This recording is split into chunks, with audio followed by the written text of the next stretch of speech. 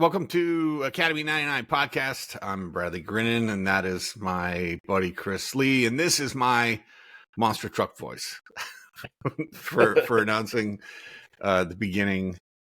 I'll do it right in the camera. The beginning of the episode. What's going on, bud? Just chilling, dude. How are you? I'm doing good. It might be the first time I've called you bud ever. Pretty much ever. Buddy before, but yeah. Yeah. We were just talking. I was just talking to you the other night about how you're the only person I call bro. I'm not a big bro culture guy. Yeah. You know, colleagues that I have in when I was learning, really, especially when I was learning marketing, like the basics. It was all bro this and bro that. They were all bro, and it was all everyone's always negging each other and whatever. That's fine. I'm not a big ball buster because. Yeah. I'm a sensitive guy. I'm just not a big ball buster. I mean, I'll bust your balls, you'll bust mine, whatever. Yeah. It would be a great conversation with a sociologist or a psychologist about the benefits and the cons around that. So I never ever called anyone bro, except for you. For some reason, it's just like, no, you're just bro. You know, what's interesting is I'll throw bro around a lot, but I'm very selective with who I refer to as brother. So Jack Donovan put out an article years ago talking about kind of that the masculinity culture kind of coming about and people referring to each other as brother kind of flippantly. He's like, stop doing that, because when somebody is your brother, a great deal is expected of you. You are expected to show up even when you don't want to. Even if you don't necessarily agree, it's like you have to be there. And so when I heard that, I was like, that makes a lot of sense. I try to be very selective with who I call brother. You would be definitely one of those guys. Oh, stop. Tell me more. No, I get that's I get it. That's interesting because I'll call people brother and sister. I think part of that comes from some of my background when I was working at this camp. I don't know if you've ever heard of this denomination called ELIM, E-L-I-M. I can't even tell you what it stands for. Hyper charismatic. Like, I was at this camp and they came in and we were working the camps. Like, I did that all through college. Right. Like everything from cleaning grease pits, trap pits, cleaning out porta potties, to leading sports for campers and being a camp counselor. So they would come in and take over, so we do everything else, cook, and I would lifeguard, and we run zip lines and high ropes courses and stuff. But they aren't allowed to address each other without using brother or sister. So there was just this summer.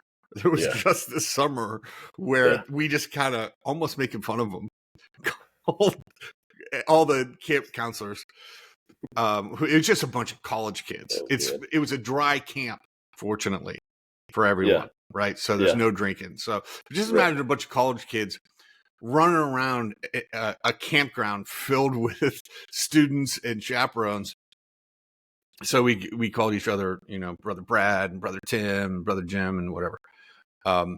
So that just kind of stuck around. So yeah, but I have a tone when I mean brother.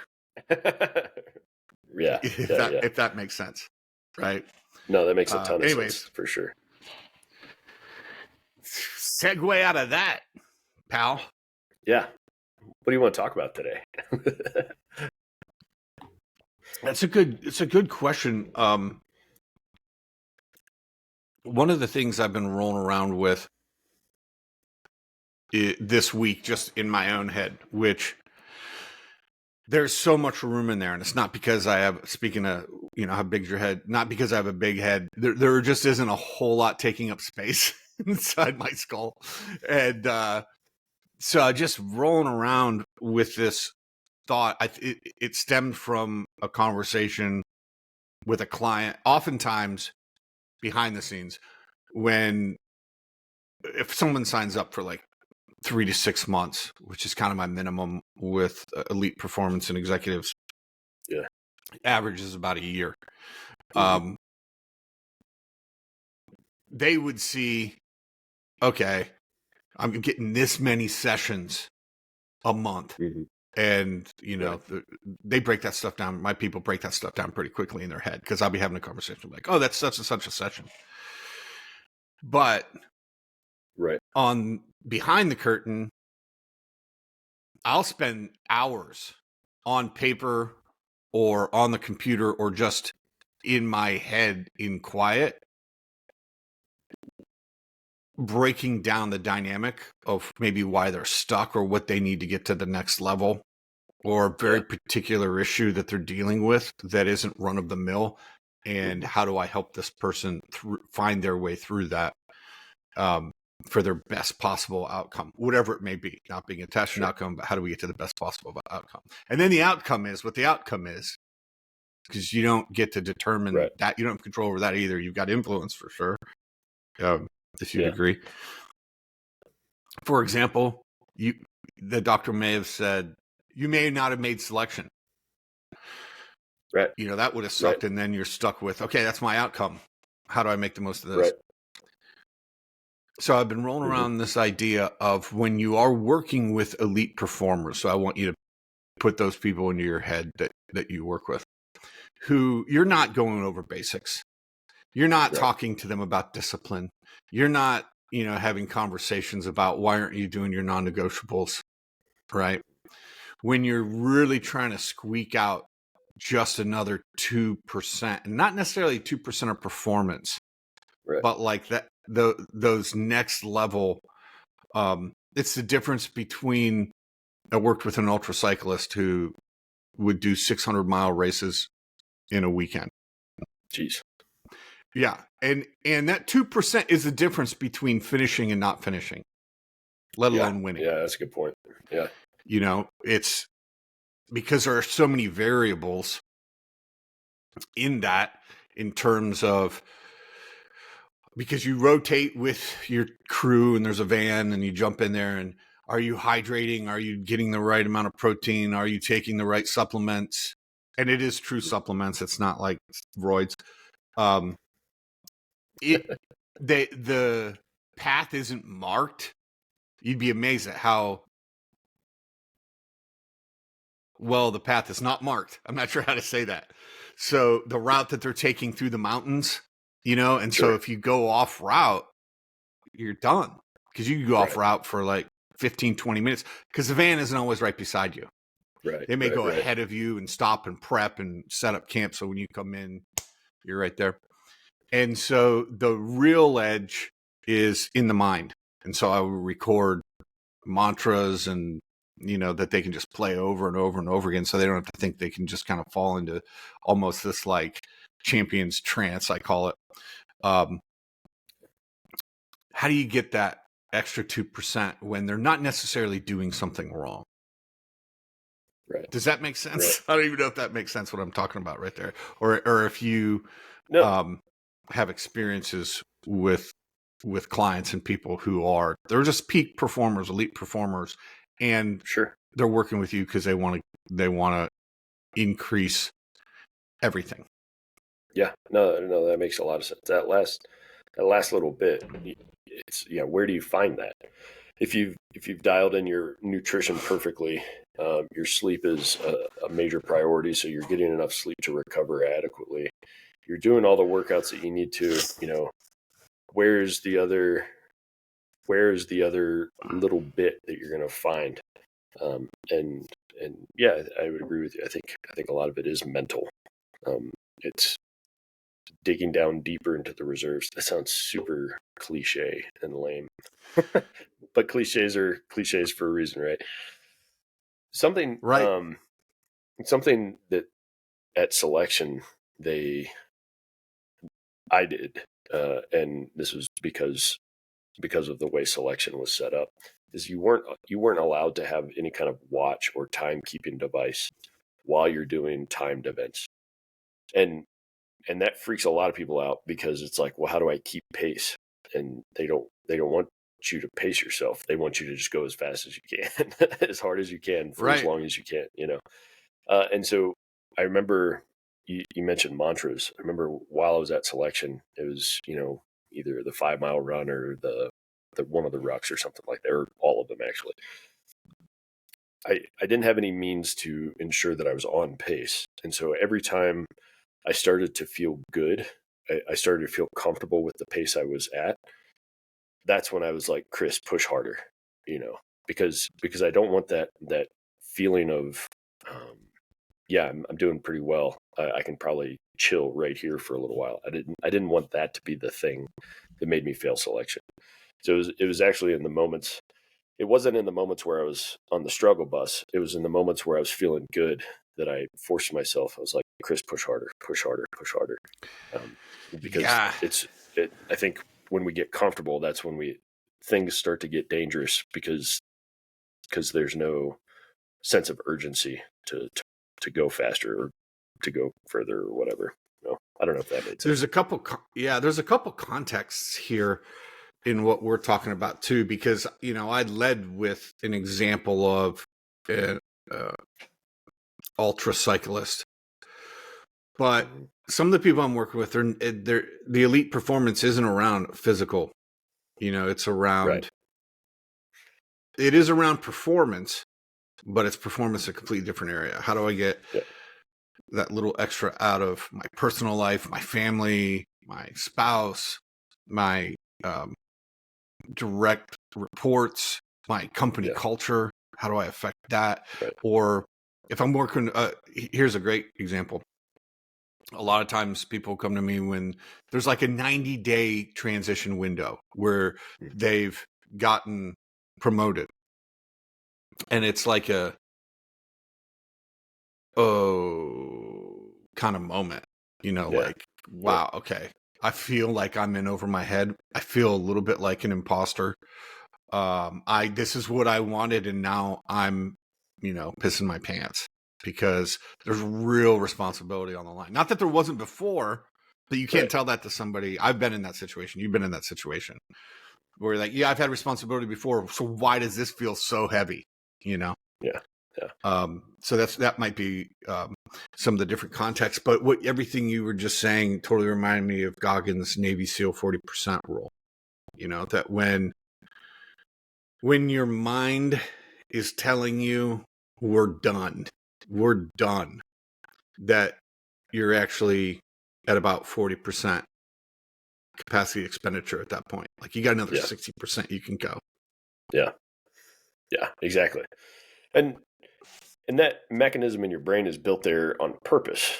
Your brain is constantly trying to ensure that you survive whatever it is that you're facing. Right. And so it has like very conservative brakes that it starts hitting when things get uncomfortable because it wants you to maintain, homeostasis and ensure survival.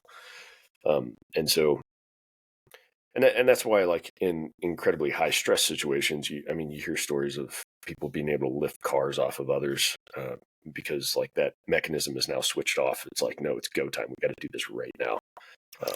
Because there's so much more capacity within our body and mind that we don't tap into because that mechanism is there on purpose. And so if you're aware of that, you can start to navigate that, anticipate it, and then maneuver around it if necessary. There is preparation for that because like the other side, the funny side to me of those stories are for every one of those stories, which aren't anecdotes, right? These are recorded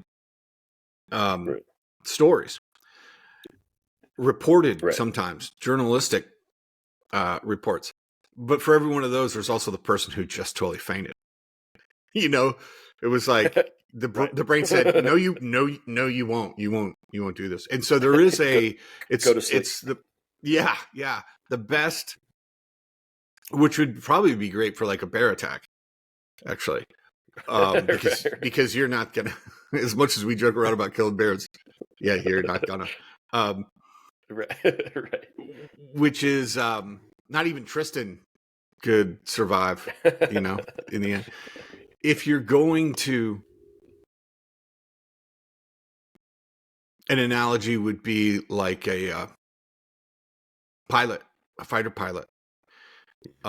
If you prep if you are ready, if you are doing the mental and physical work to know what to do in that situation to manage stress, to regulate your nervous system, filling your lungs when you're hitting a G-force, tensing everything up, knowing exactly when to relax so that you don't pass out, you're going to be okay. Like, right. Mentally preparing for that is just as important. So what do you do? So we both agree, right? It's a mental preparation, but how do you help your people prepare, especially for something that isn't just like a weekend race? Right. A phrase that was often thrown around when I was in the Army is you don't rise to the level of your expectations or hopes. You fall to the level of your training. And so That's great. It's accurate,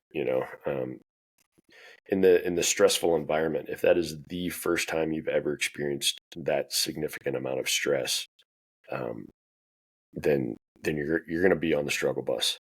And so that's why we train the way we do. Is training is often significantly more intense than, or it's designed to be incredibly intense and incredibly stressful. So your mind and body are used to that kind of scenario. It's used to that kind of environment.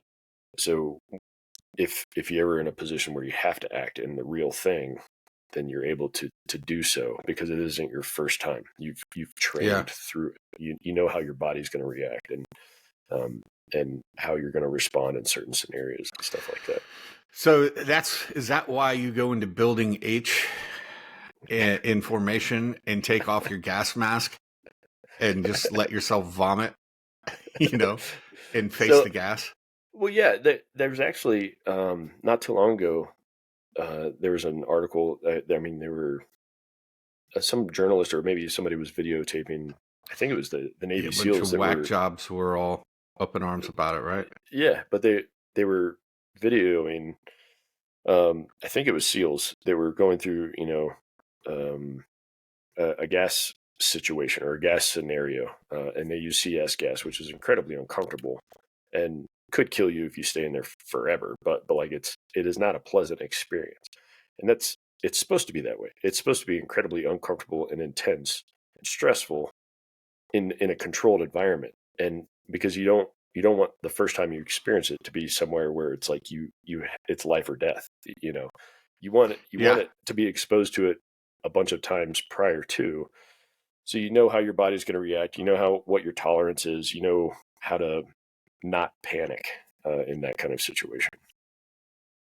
And it was weird that it was weird that so many people were like freaking out about it and saying, like, why are we subjecting our soldiers and sailors to this kind of training? It's like, because they need it. It's like, what a dumb question. Go back to your drum circle. Yeah. I mean, hey, I've participated in drum circles, so I'm not I'm not knocking it, but yeah, I'm trying to figure out, that's ridiculous. Yeah, it is. I want the people who are sacrificing so much for service to be prepared in whatever means and by whatever means they feel is necessary. Yeah. And I'm not going to have much of a say in that, nor do I want much of a say in that. And throughout my military career, I was fortunate to only have to do the gas chamber like twice. One was at basic. How bad is it, man? How bad is it? It is incredibly uncomfortable. And so like you go in, you have people facilitating, so they have the gas and they've measured it out. It's a specific dose or whatever, and it's on a little burner. And it's like before they set it off, you walk into the building, and the instructor says gas, gas, gas, and you put on your gas mask and ensure that it's functioning properly. And you train forever, like weeks leading up to this, to ensure that you can put your gas mask on incredibly fast. So they say gas, gas, gas. You put your gas mask on, you do a check. You're sealed. It's perfect, good to go. And then they start administering the gas, and it's filling up this very small enclosed space. All right. And hang on. So this is just my brain. So do they have the tanks in there and they're wearing gas masks and they open up the tanks, or do they have hoses? Are they piping it into there? How does that work? I'm curious. So you know me. It's little tablets that are on like a burner. And so once everybody's gas mask is on, the instructors are in there. They're already gas masked up, and they're like protected. And the administrators of the CS gas, it's like little tablets that are put on a burner, I think. Oh, okay. So it's not like gas pumped in. It's in solid form, and then when didn't know that. That's where my brain goes. It's then aerosolized when it's heated up and stuff. And so everybody's gas mask is on, and then they administer the stuff. It starts filling up the room, and again, it's all measured in like, they're not just throwing it on willy nilly. They know exactly how much to do in a certain enclosed space and that type of thing. And then they go through each person and they have you remove your mask, and then they have you recite, maybe your name and or service number, or, happy birthday song or something to ensure that you're actually breathing. Yeah. And not just holding your breath and faking it. What did you have to recite? Do you remember? I think it was like the Soldier's Creed and my name and service number and stuff like that. And it's incredibly uncomfortable. Like, when you start to experience it, it immediately hits the back of your throat, where it's like, this burns, and it's not a fun experience. You're immediately, tearing up. Your nose is starting to run because it's clearing out your sinuses. And they go through everybody, and as you finish, like, whatever it is they have you say, you're allowed to exit the building. And then you just walk away and waft your arms, and it eventually dissipates and you're fine. And like I said, it clears your sinuses phenomenally. So that was during basic, and the drill sergeants are all just cracking up because they love seeing all us, because the drill sergeants being right? Uncomfortable, right?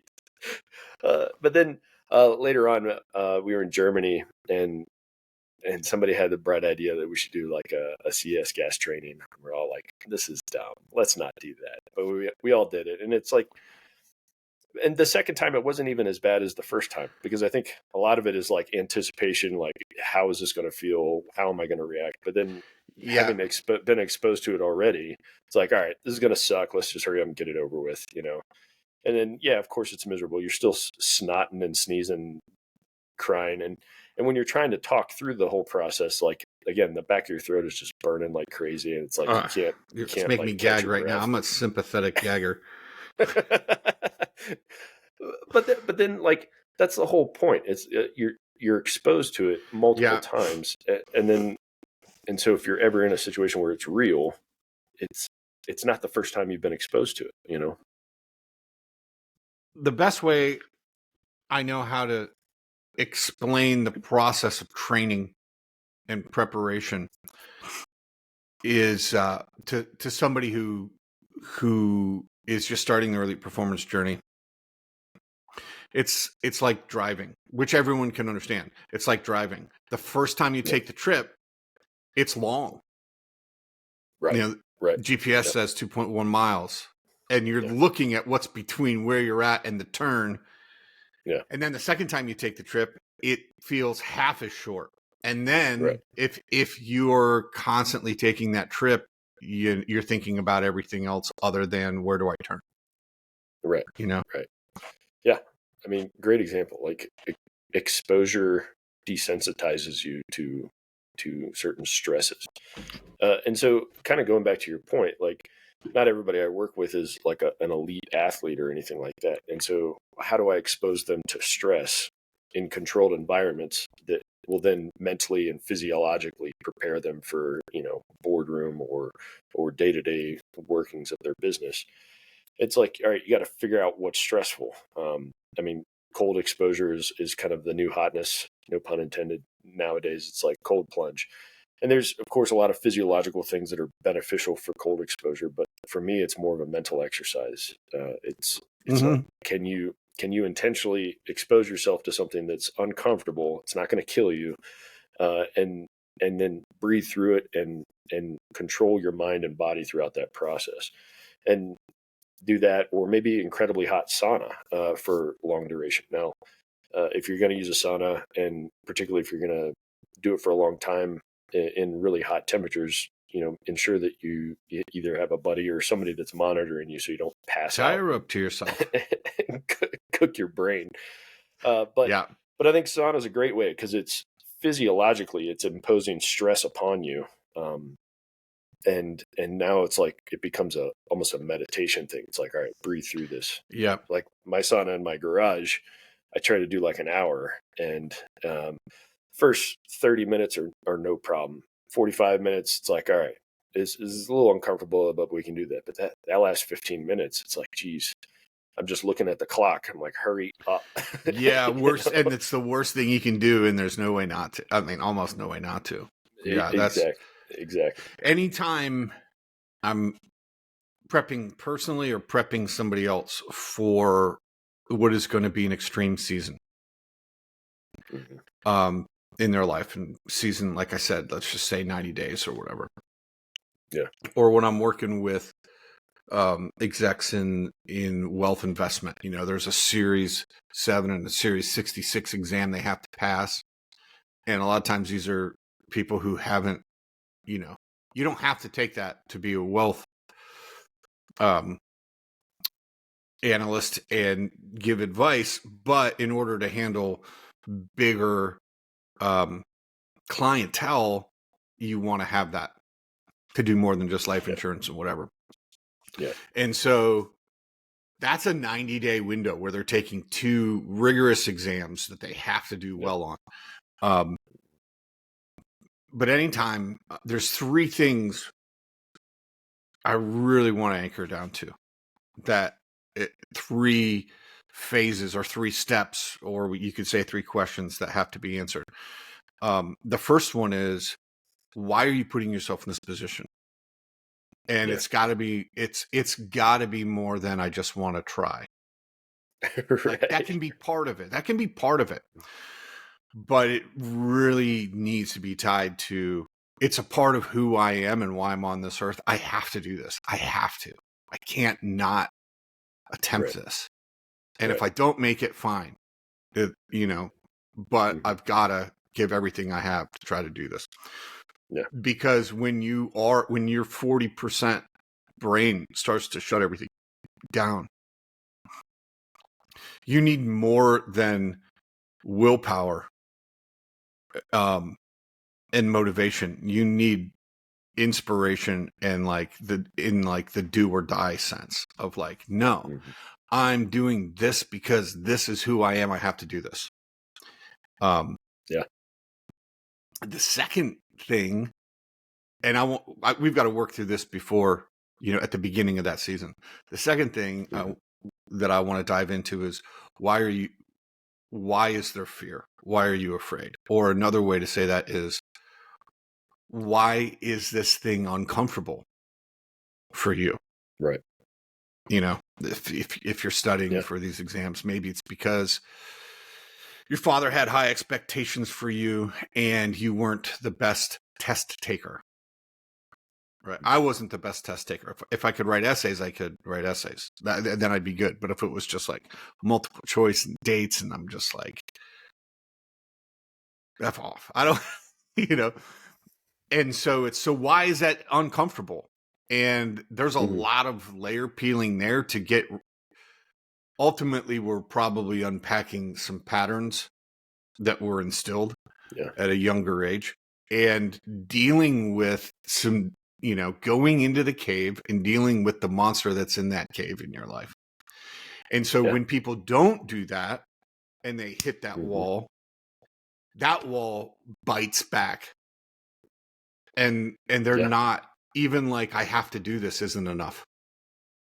Right. So they have to have processed through emotionally and psychologically. They have to have processed through why that thing is a trigger for them that causes massive amounts of fear or massive amounts of discomfort.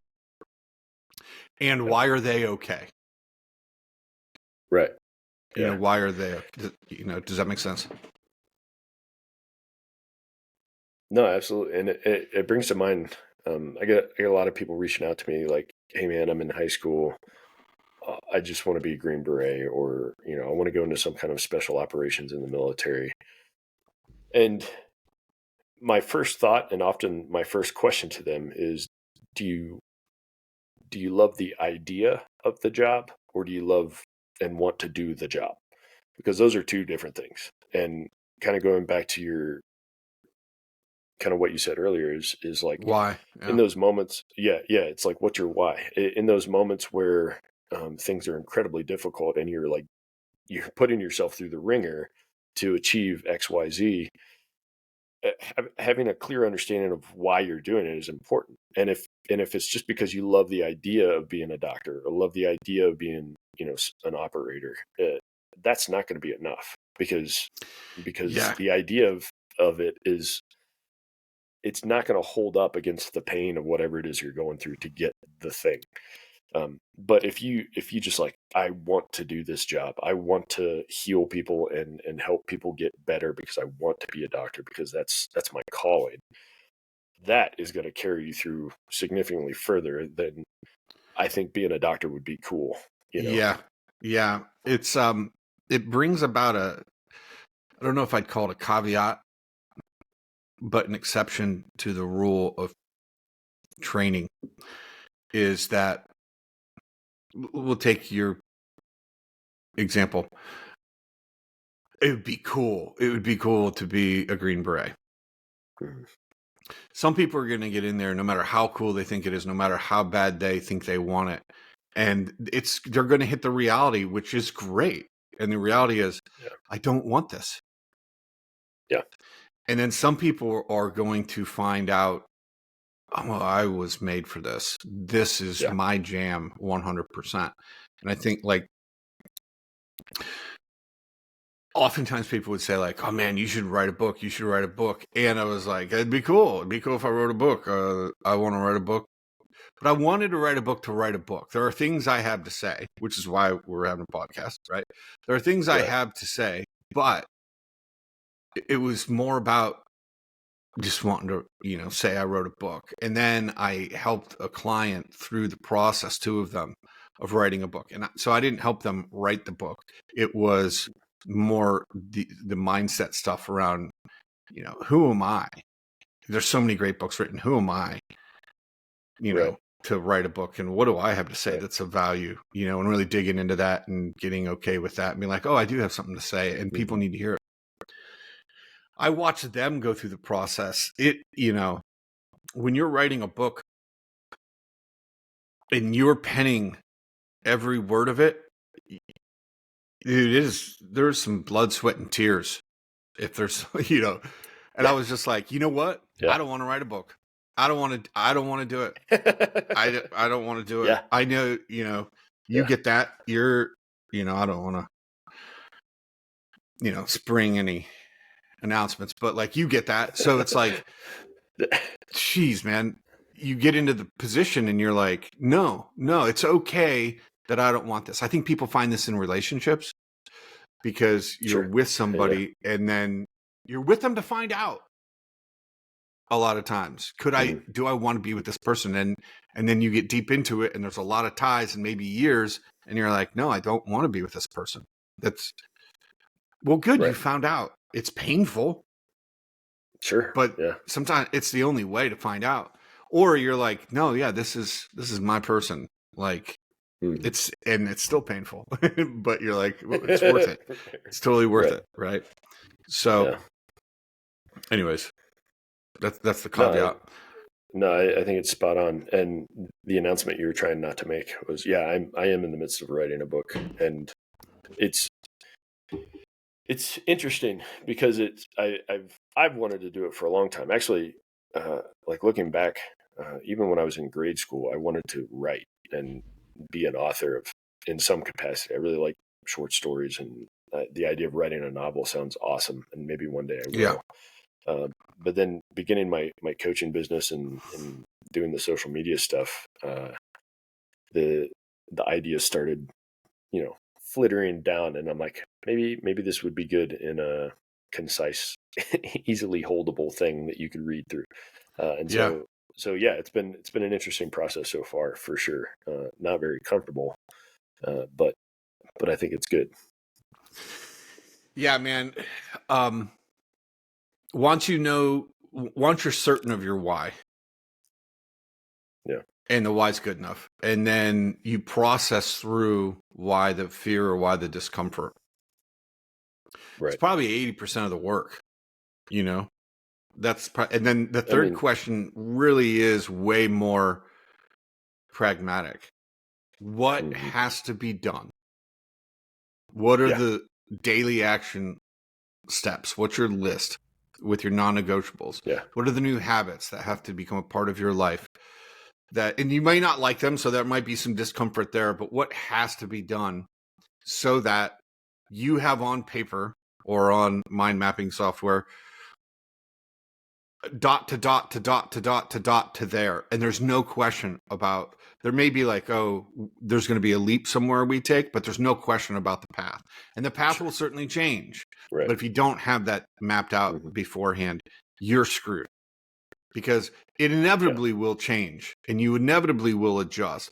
Especially like you get 60 days into that season, and you realize more 60 days in than you did at the start, and you're like, oh, we have to adjust, because what I thought was the ultimate outcome, there's an even better outcome we can get to. Yeah, but you got to have it all down on paper, and you're the expert on that for sure. And I read in a book recently, I've been sharing it with my clients, because a lot of what we do is, figure out what you want to achieve, who you want to be, backwards plan, and that is like the step by step. And a lot of them get super wrapped around the axle of, well, things are starting to veer, things are starting to change and adjust. And I read recently in a book, and the individual that was speaking was saying it kind of tongue in cheek, but I think it's applicable. But a plan is really just a list of stuff that never happens. and it's funny because in some regards it's accurate. Things are always different once you're in the midst of whatever it is that you're trying to do. Yeah. And so the plan is really, it's, in my opinion, it's you've logically laid it out to, it's most likely the fastest route from point A to point B. And so that's why you have a plan. And so when things do start to go sideways or veer off, you know how to get back on track to move towards the desired end state. And you know how and what it's going to take to get back on track. It's the same with like orienteering, like doing land navigation. I know my point is, 6 miles that way. It's in the middle of the night in the woods. I've got my compass. I know the direction I'm headed. I know what my pace count should be. And you're bebopping along, and all of a sudden you come across this giant draw or some kind of obstacle. It's like, well, I know I should just go straight because that's where my point is.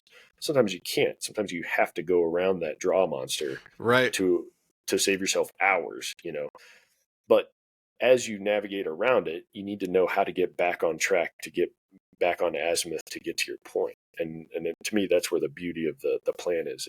It has to be flexible to allow for the chaos of life, but it should be a relatively easy guide to pick back up and move forward.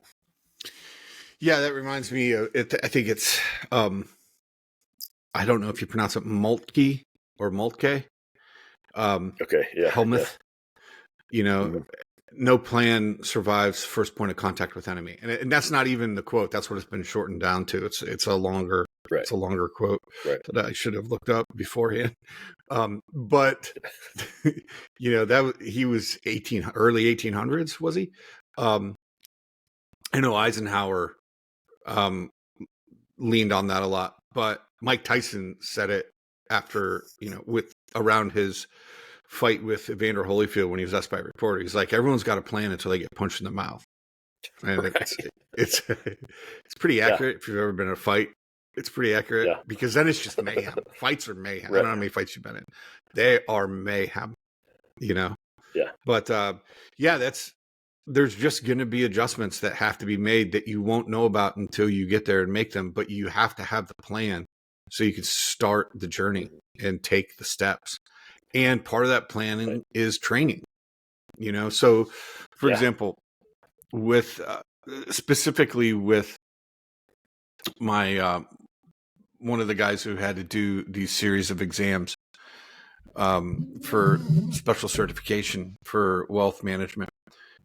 It wasn't just pick your study times and put them on the calendar. There was a lot of changing that had to do with every aspect of his life.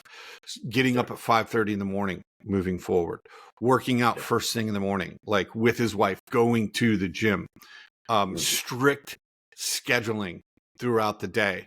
And then we introduced, after all that, scheduling specific times to study, hiring a tutor, study groups, all of that jazz. And he did well. He did great. Good. Yeah. So there's the plan, and then you execute. Right. That's the most important part, is the execution. A plan is great, and dude, I am guilty of it. The analysis paralysis syndrome, where it's like I just want to think through everything first. But man, sometimes the right answer is like ready, fire, aim, and like take that first step, and then things start to come together and coalesce, and you dial it in. I've done enough work to realize I never have analysis by paralysis. That is my excuse for not wanting to do the thing. Right. And I know it. So as soon as I'm like, I'm thinking about this too much, I get to, now, okay, let's get to the real thing. You don't want to do this, Brad. Right. And I know why. Your ego is not for it. And I define ego as, the thing that always the brat. Like, I want my way. I want to, why can't money just flow into my bank account while I watch Netflix? Right. So that why do my kids have to age? Right. Why can't they just stay like this forever? So yeah, there's those pieces, man. Well, this is good. There's a lot there to unpack. For sure. We got to come up with. I keep saying anything else you want to say. We got to come up with it's dumb as it sounds. We got to come up with a good catchphrase. We'll go with final thoughts for now. Yeah. Final thoughts. Yeah. How about this? What would you want? What's the one thing you want people to walk away with after this conversation? Good question. I think greatness is on the other side of struggle, but struggle gets significantly easier if you've trained well for it. And exposed yourself to the stresses that might show up. Look at you, man. Right. I wish I'm gonna have to start. My work here is done. I have to get a packet of gold star stickers that I used to give my daughters. Just start sticking them right onto them. No, that's good. That's gonna make a reel, bro. You're on fire. I think I would want to just someone walks away going, oh, it's doable. There's a process. Yeah. There's a system for facing the discomfort to squeak out that extra 2% to get where I want to get to. Yep. Like it's totally doable. Absolutely. And our people know that. They know that, or they wouldn't be coming to us in the first place. Right.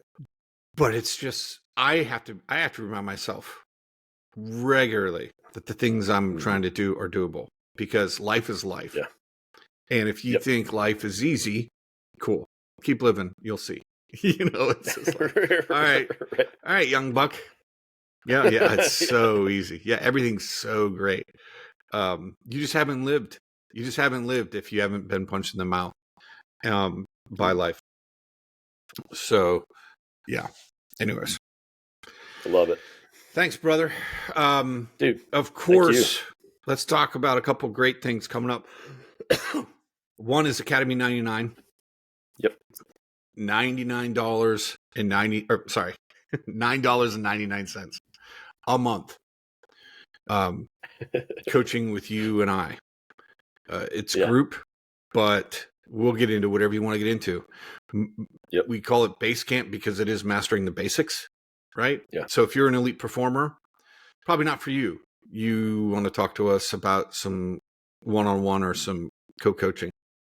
Yeah. But if you're just like, man, I need to make some changes and I need the support and the accountability. That's the other piece in that third piece of execution is, I'll get a text, with my elites, I'll get a text. They know they're going to hear back from me within 2 hours, and within 24 hours, we're going to have a conversation, because this is some real time management of deep fears. Right. And, it's just like a cut man and a coach in your corner. So that's what this is like, getting the opportunity to have that support and accountability and to ask questions you'd never ask yourself. So that's less than a foo-foo drink at Starbucks if you're dumb enough to pay for that. I say that, I know you have. So, speaking of busted balls, but that's, you don't have to swap that out then. If you can afford a foo-foo drink at Starbucks, then you can afford this, and you don't have to even get up your foo-foo drink. Bring it with you to the coaching call. Indeed. And then April 12th and 13th in Sedona, Arizona. Mm-hmm. We are meeting. We've got a few spots left. You will want to be there. Let us know. Make a comment. That is 2 days, deep dive with you, me, Wendy Myers, who is a fitness nutrition expert, and you should see her wall of trophies from her competitions, and a trauma-informed specialist. And so everything we talked about today, we will be going through. Why? What's your future look like? Reverse engineering, goal setting. I say reverse engineering. You say backwards planning. Goal setting, all of that. And you will be in a room face to face with us, and we will do 1-on-1, 3-on-1 coaching, whatever it takes. And so if it's going to be completely immersive, and it's going to be in a beautiful spot in the country. It also comes with Chris. I was going to say, in addition to that, it comes with 6 months of follow-up coaching from the three of us. So serious bang for your buck in regards to that retreat, because it's like serious jump start. You really get to map out the trajectory of your life, and then you get follow-up accountability and consulting from the three of us. Yeah. I'm stoked, man. I'm excited about it. So if you're interested in either of those, let us know. You will see in the footnotes, I forget what you call them, description, you will see links for those things. But hey, man, until next time. Yeah, sounds good, man. Appreciate it. I'll see you later. We got a meeting tonight, so I'll see you then. I'll see you later. All right.